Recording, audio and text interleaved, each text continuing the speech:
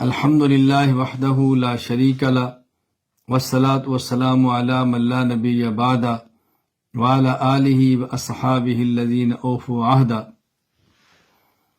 میں نہایت درد کے ساتھ دنیا بھر کے تمام مسلمان حضرات خواتین سے گزارش کرتا ہوں کہ اپنے مظلوم مسلمان بھائیوں اور بہنوں کے لیے دعا کریں، اور جب بھی کسی مسلمان پر مشکل وقت آئے تو دنیا بھر کے مسلمان کو اس کی مدد بھی کرنی چاہیے اور اس کے لیے دعا بھی کرنی چاہیے۔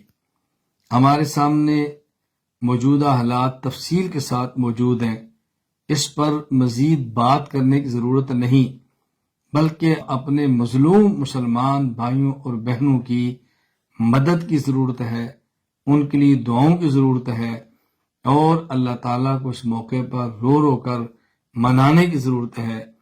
دنیا کے کسی خطے میں اگر کسی مسلمان پر مشکل وقت آئے تو ایسے وقت میں ان کی مدد کرنی چاہیے، دعا کرنی چاہیے، ان کے خلاف منفی بات کبھی نہیں کرنی چاہیے، ایسا جملہ کبھی نہ کہیں جس سے ان کی حوصلہ شکنی ہو۔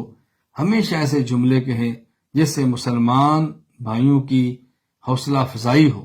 اللہ تعالیٰ مجھے اور آپ سب کو اپنے مظلوم مسلمان بھائیوں کی مدد کرنے کی توفیق عطا فرمائے۔ اللہ تعالیٰ ہمیں ان کے لیے ایسی امداد کی توفیق عطا فرمائے کہ وہ لوگ اس مشکل گھڑی سے نکل آئیں، سرخرو ہوں۔ اللہ تعالیٰ مجھے اور آپ سب کو شریعت کے احکام پر رسول اکرم صلی اللہ علیہ وسلم کی مبارک سنت کے مطابق عمل کرنے کی توفیق عطا فرمائے۔